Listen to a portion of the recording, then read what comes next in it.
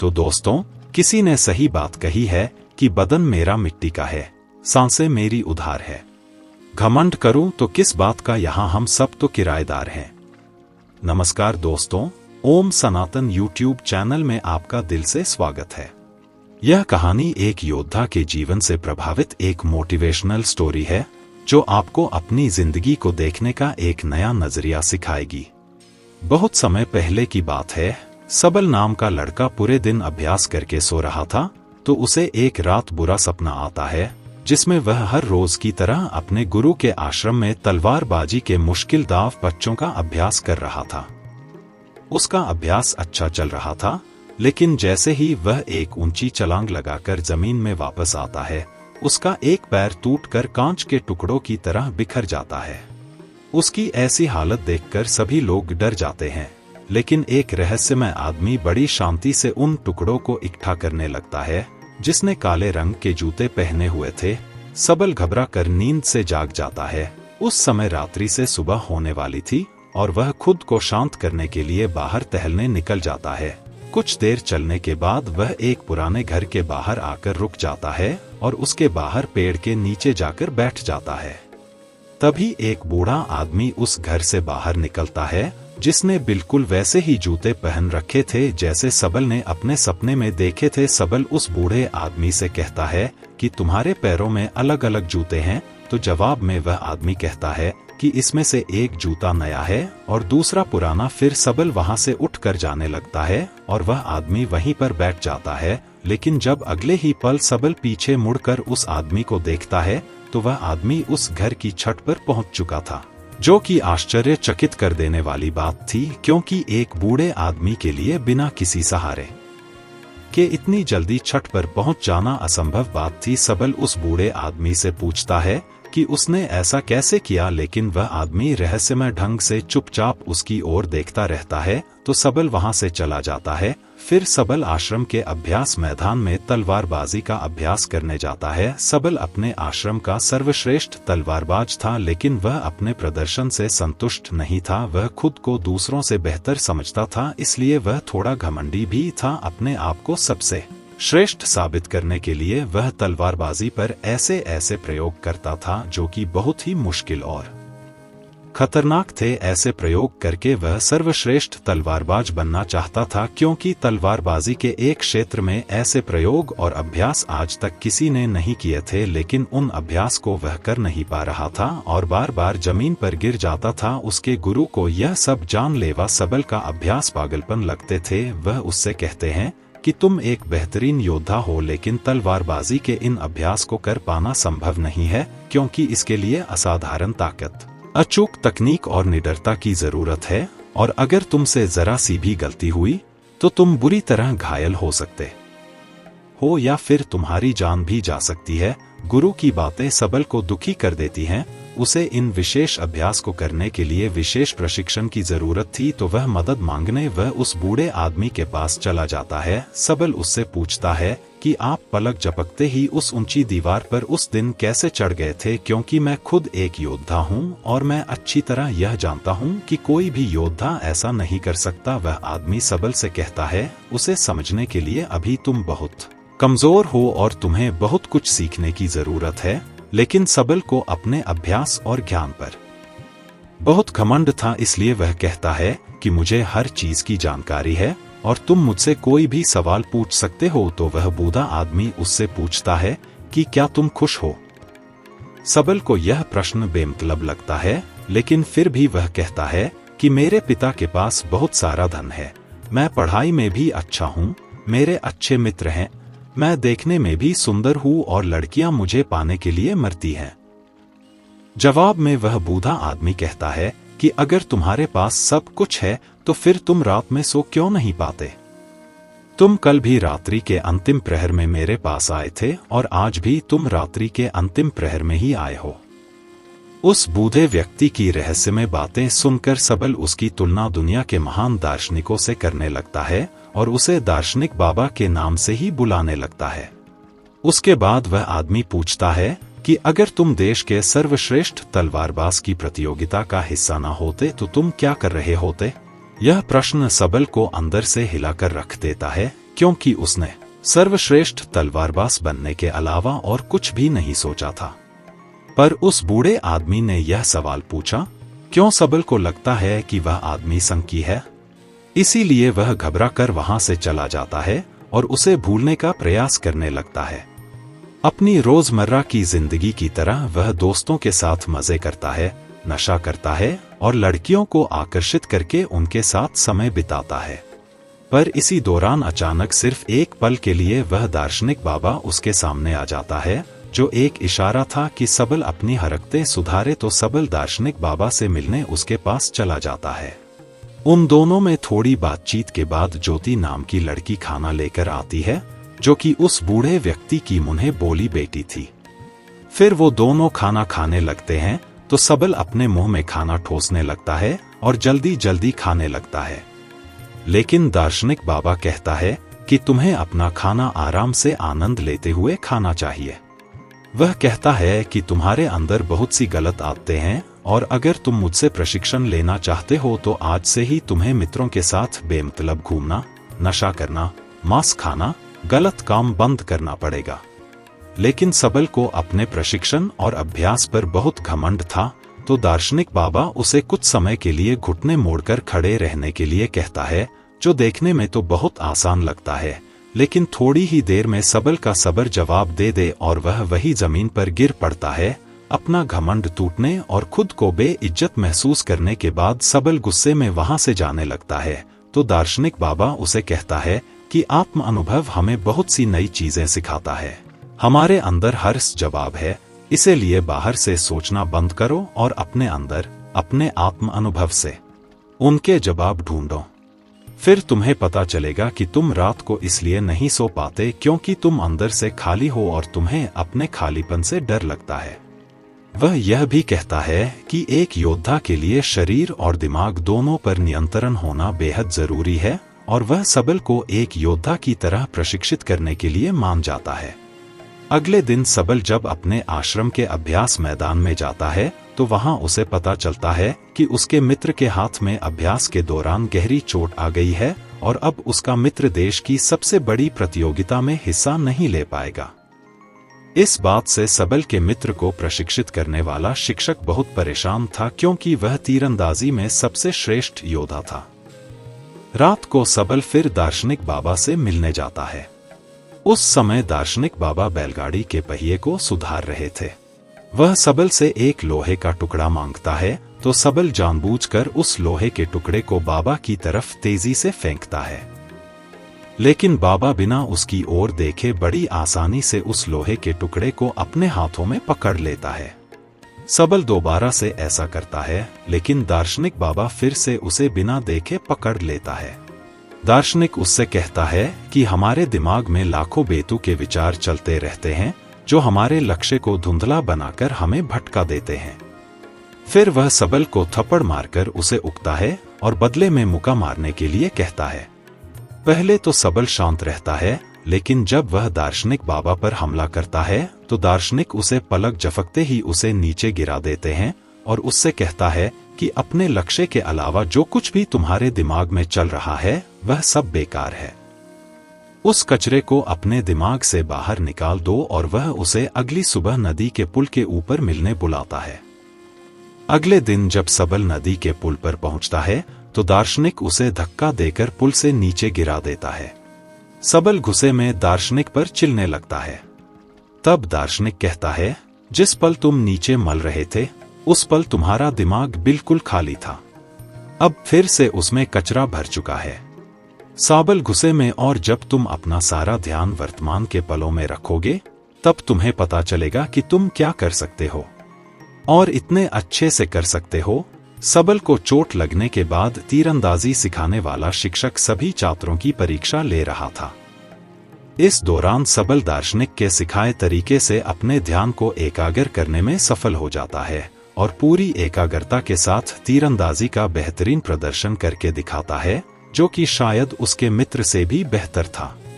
सभी लोग ऐसे प्रदर्शन को देखकर हैरान रह जाते हैं। फिर उस रात दार्शनिक को पूरी बात बताता है। वह खुश था और उसे अपने प्रदर्शन पर नाज था क्योंकि दूसरे खिलाड़ी योद्धा उससे जलने लगे थे। लेकिन दार्शनिक को उसकी बातों में कोई दिलचस्पी नहीं थी। वह कहता है कि तुम अभी भी अतीत में जी रहे हो और तुम्हें अपने प्रदर्शन पर घमंड भी है, इसका मतलब अभी तुम कुछ भी नहीं सीखे। इतना कहकर वह उसे घर जाने के लिए कहता है और आज रात उसे कुछ भी सिखाने से मना कर देता है। लेकिन यहाँ कुछ अजीब होता है। सबल वहाँ छुपकर सुबह होने का इंतजार करता है और सुबह होते ही दार्शनिक का पीछा करने लगता है। दार्शनिक सांभर के अभ्यास मैदान में चला जाता है और जाकर एक ऊंचे स्थान में बैठ जाता है। सबल दार्शनिक के बगल में जाकर बैठता है तो वह महसूस करता है कि वह सभी खिलाड़ी योद्धाओं के दिमाग को पढ़ पा रहा है। वह उनके दिमाग में चल रही सभी बातों को सुन सकता है। उसे हैरानी तो तब होती है जब सबल स्वयं को उस अभ्यास मैदान में आते हुए देखता है। यह देखकर वह अपनी जगह से नीचे गिर जाता है। फिर उसे पता चलता है कि यह सब तो उसका भ्रम है, ना तो सुबह हुई थी और ना ही उसने दार्शनिक का पीछा किया था। यह तो दार्शनिक था जो उसके दिमाग से खेल रहा था।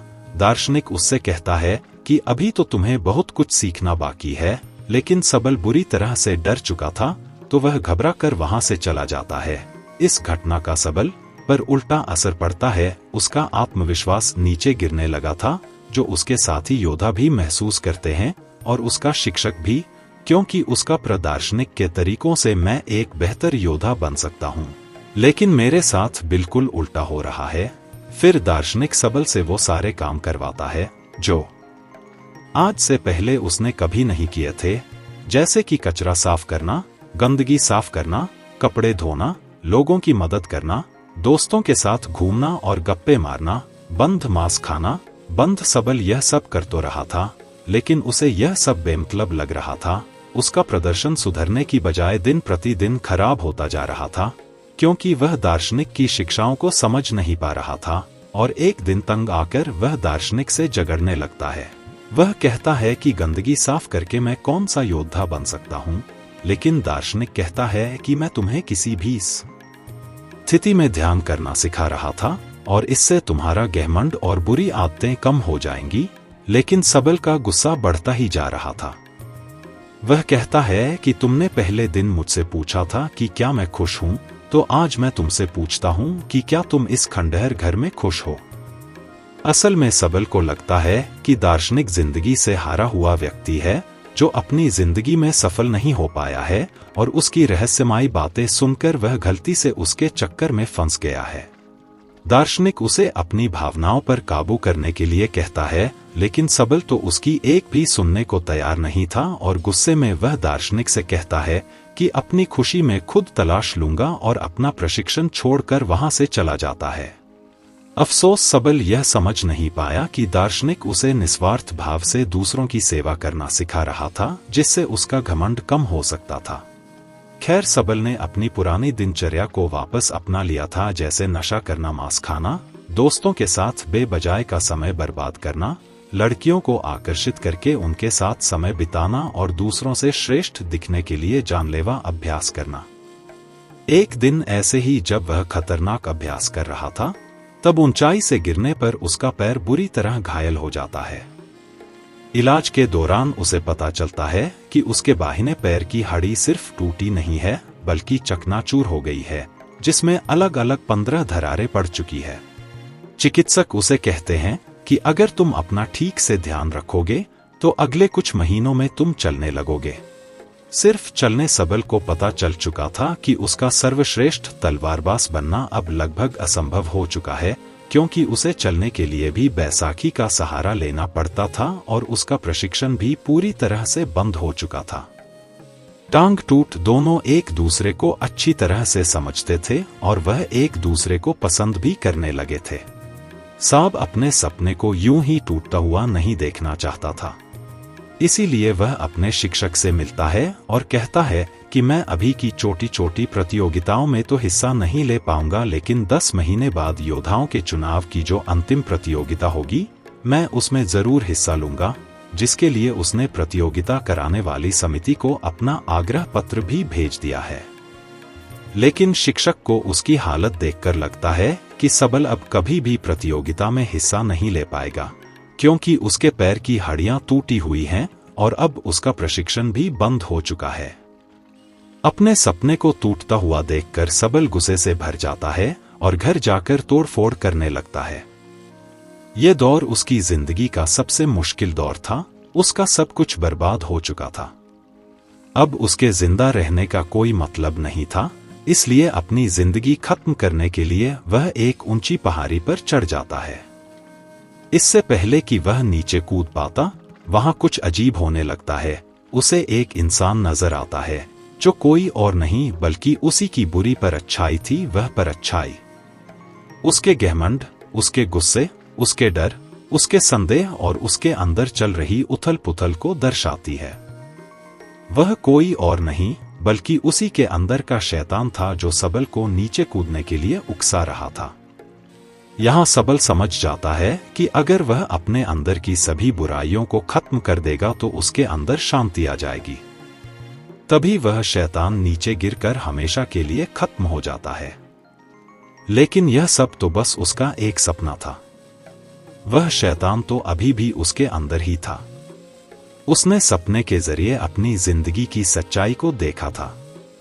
तो मदद मांगने वो उस दार्शनिक के पास चला जाता है। सबल दार्शनिक के पास जाकर रोने लगता है। दार्शनिक उससे कहता है कि हर चीज का एक मकसद होता है। अब तुम्हें अपने सवालों के जवाब अपने अंदर से ही ढूंढने पड़ेंगे, और जब तक तुम्हें अपने अंदर से कोई खास जवाब नहीं मिलता तब तक तुम उस पेड़ के नीचे बैठे रहो। सबल पेड़ के नीचे बैठकर सोचने लगता है। उसके पास समय तो बहुत था, लेकिन वह क्या सोचे उसे यह पता नहीं था। वह बार बार अपने नए जवाब के साथ दार्शनिक से मिलता, लेकिन हर बार दार्शनिक उसके जवाब से संतुष्ट नहीं होता था और उसे वापस भेज देता था। फिर सारी रात सोचने के बाद जब सुबह वह एक नई शादीशुदा जोड़े को देखता है तो उसे अपना जवाब मिल जाता है। फिर सबल दार्शनिक के पास जाता है और कहता है कि हमारी जिंदगी का एक एक पल बहुत खास है, हमें अपनी जिंदगी की कद्र करनी चाहिए। उसका यह जवाब सुनकर दार्शनिक खुश हो जाता है। सबल को अपनी जिंदगी की कीमत पता चल चुकी थी।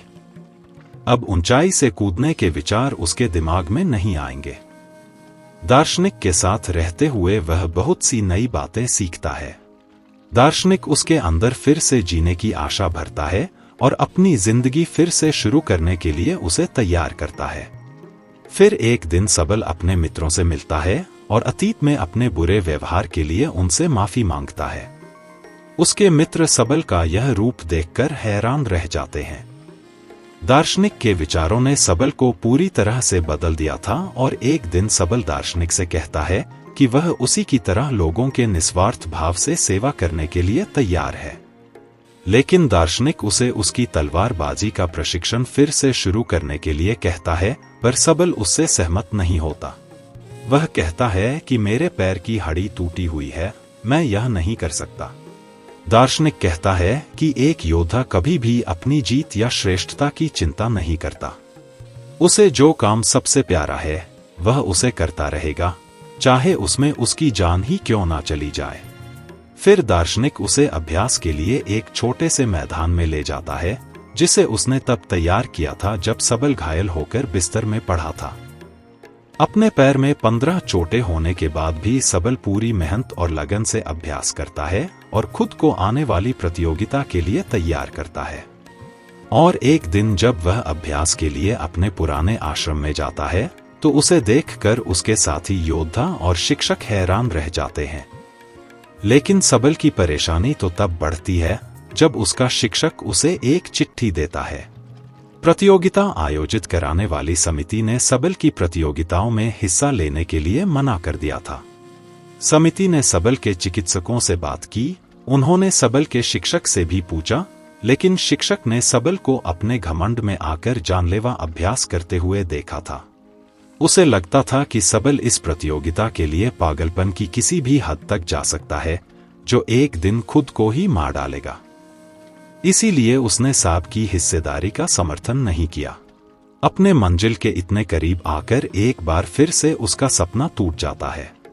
दार्शनिक उससे कहता है कि कोई भी असहमति पत्र तुम्हें रोक नहीं सकता, तुम वह करते रहो जो तुम्हें अच्छा लगता है। लेकिन सबल कहता है कि मेरा लक्ष्य सिर्फ अभ्यास करना नहीं, बल्कि देश की सबसे बड़ी प्रतियोगिता में स्वर्ण पदक जीत। दार्शनिक कहता है कि स्वर्ण पदक जीतना सिर्फ एक लालच है, अगर वह मिल भी जाए तो क्या? जब तक तुम अंदर से खुश नहीं हो, कोई भी बाहरी चीज तुम्हें खुशी नहीं दे सकती। दार्शनिक उसे अपनी भावनाओं पर काबू करने के लिए कहता है, लेकिन सबल बहुत परेशान था। वह गुस्से में आकर दार्शनिक से कहता है कि मैं अपना सब कुछ छोड़ने के लिए तैयार था, लेकिन तुमने मुझे फिर से प्रशिक्षण के लिए कहा। वह काफी हताश हो चुका था, उसे कुछ समझ नहीं आ रहा था, तो अपने अंदर से जवाब ढूंढने के लिए वह उस पेड़ के नीचे बैठ जाता है। दार्शनिक उसकी तड़फ को देखता है तो उसे कल सुबह अपने साथ एक पहाड़ के ऊपर चलने के लिए कहता है। सबल दार्शनिक से पूछता है कि बताओ आप मुझे क्या दिखाना चाहते थे, ये पहाड़, ये नजारा या फिर कुछ और? तो दार्शनिक उसके पैर के पास पड़े एक पत्थर की ओर इशारा करता है और कहता है कि मैं तुम्हें यह पत्थर दिखाने के लिए यहाँ ला। थोड़ी देर सोचने के बाद वह समझ जाता है कि जब तक उसे मंजिल के बारे में पता नहीं था, तब तक वह अपने सफर का आनंद ले रहा था और वह खुश था। लेकिन जैसे ही वह मंजिल तक पहुंच गया, उसकी खुशी खत्म हो गई, क्योंकि जो खुशी सफर में है वह मंजिल को पाने में नहीं। सबल यह भी समझ चुका था कि उसका लक्ष्य हासिल करने का सपना भी इस पत्थर की तरह ही है, जिसे हासिल करने या ना करने से कोई फर्क नहीं पड़ता, क्योंकि असली खुशी तो सफर के दौरान है। सबल अब समझ चुका था कि अब उसे क्या करना है। वे दोनों पहाड़ी से वापस आते हैं और सबल अब अपने सफर का आनंद लेते हुए वह बिना किसी हार जीत की चिंता किए अभ्यास के मैदान में अभ्यास करने लगता है। उसका बेहतरीन प्रदर्शन अभ्यास देखकर सभी हैरान हो जाते हैं और उसका शिक्षक उसे अंतिम चुनावी प्रतियोगिता में ले जाने के लिए मान जाता है। सबल अपने साथ दार्शनिक को भी ले जाना चाहता था, लेकिन जब वह उस पुराने घर में पहुंचता है तो उसे पता चलता है कि दार्शनिक वहां से हमेशा के लिए जा चुका है। शायद दार्शनिक अपना काम पूरा कर चुका था। फिर अंतिम चुनावी प्रतियोगिता में सबल अपना सर्वश्रेष्ठ प्रदर्शन करता है। उसका अपने दिमाग पर पूरा नियंत्रण था। उसे प्रतियोगिता जीतने का लालच या डर नहीं था, वह तो बस इस पल का आनंद ले रहा था। इतनी भयंकर दुर्घटना के बाद भी उसका ऐसा श्रेष्ठ प्रदर्शन देखकर सभी लोग बहुत ज्यादा हैरान थे। इसके बाद सबल ने अंतिम प्रतियोगिता में देश के सबसे बड़े योद्धा का खिताब जीता और उसके बाद उसने ज्योति के साथ शादी भी कर ली। बाद में सबल ने अपनी किताबों और बातों के माध्यम से दार्शनिक के विचारों को जन समूह तक पहुंचाने का प्रयास किया। दोस्तों, आपने आज के इस वीडियो से क्या सीखा वह मुझे आप कमेंट में बता सकते हैं। इसी के साथ में उम्मीद है कि आपको आज की वीडियो पसंद आई होगी, तो इस वीडियो को उस इंसान को शेयर करें जिससे यह कहानी सुनने की जरूरत है, और उसी के ठीक बाद चैनल को सब्सक्राइब करें। तो चलिए फिर मिलते हैं ऐसी एक और नई वीडियो में एक नए मैसेज के साथ। तब तक के लिए अपना ख्याल रखें। धन्यवाद।